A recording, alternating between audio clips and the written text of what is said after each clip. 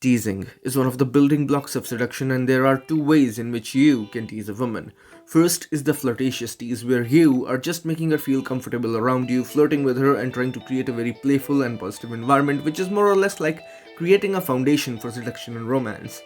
Flirtatious tease is basically making your conversations turn into a small rom-com movie. The other one is the dirty tease, one in which you are going the next level and trying to get laid with her.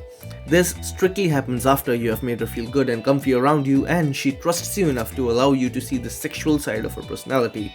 Now, for the sake of this video, we will talk about the flirtatious tease because dirty teasing is a topic of another video. For now, just click on the like and subscribe buttons right away and let's begin.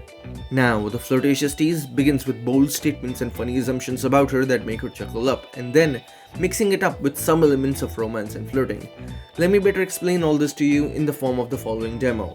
So, let's say you are talking to a girl. She's quite soft-spoken, well-dressed and calm, and you already have a level of initial rapport established with her. Then you can tease and flirt with her by saying stuff like, "You know, you dress really well. I kinda like that." Then she goes, "Oh really? Thank you." Then you say, "Oh, it's alright. You do give off that nice girl vibe, by the way. What are you, a Girl Scout?" Then she goes, "No, I'm not." Then say, "Selling cookies home to home with those cute badges? Don't lie to me." Then she goes, "Oh, shut up, that's not it." Now this is healthy initial teasing. Then you say, "Alright, I see. You're not a nice girl. What do you do for a living then? Run a rock band?" Now this will make her chuckle up, or if she's one of those shy types, then it will make her blush a little. But in both cases, she will end up telling you exactly what she does for a living, and then you can say, "Whoa, that's nice, good for you." Now she can just say, "Oh thanks," or she can ask you about your own profession. Then you just tell her about what you do and end up with something like this. "Well, I do XYZ for a living, but tell me more about yourself. Anything interesting?" Now, for those of you who have watched my video on how to get a girl addicted to you, know exactly where I am going with this.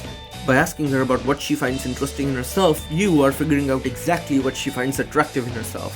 Now she can say, "Something interesting about me? Well, I do like to sing sometimes." Then you can start off with a tease saying, "Ah, you like to sing. So you do run an underground rock band now, don't you?" Then she will go, "Oh shut up, I don't." Then you flirt a bit saying, alright, I digress. But honestly, looking at how cute you are, I bet you sing as beautifully as you smile." Wait for her to thank you and then say, "So, tell me more about this singing of yours. Like, who's your favorite? Are you a Swiftie?" Then she can say, "Well, yeah, you can say that, but I'm more of a Lana fan." Then reply, "Oh, that's nice. In my case, I'm more of an 80s listener."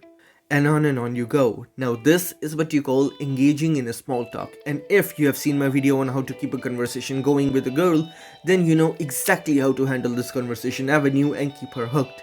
Now, over here, in this example, you went bold. You liked her dressing sense, you said it without being hesitant, you called her a nice girl and even made that funny tease about her being a Girl Scout and created a very good, fun, playful vibe around yourself without being creepy or offensive. After that, you went on to explore her interests. You complimented her about her singing and went on to flirt a little, showing her that you care and find her attractive. This is basically what flirtatious teasing actually is. Being playful, being fun, being bold, and showing her that you are confident and not scared of teasing her. All this creates a very positive vibe around you and brings value to the conversation. And value, gentlemen, is defined by how you are making the girl feel in your presence. Your job is to make her feel so positive in your presence that she gets attached to you and starts to fear losing you. When it comes to emotional roller coasters, then it doesn't necessarily need to be a roller coaster of simple positives and negatives. It can also be a roller coaster ride of different shades of positives like you just did over here, mixing funny, flirty and romantic together to create that roller coaster ride of multiple ups.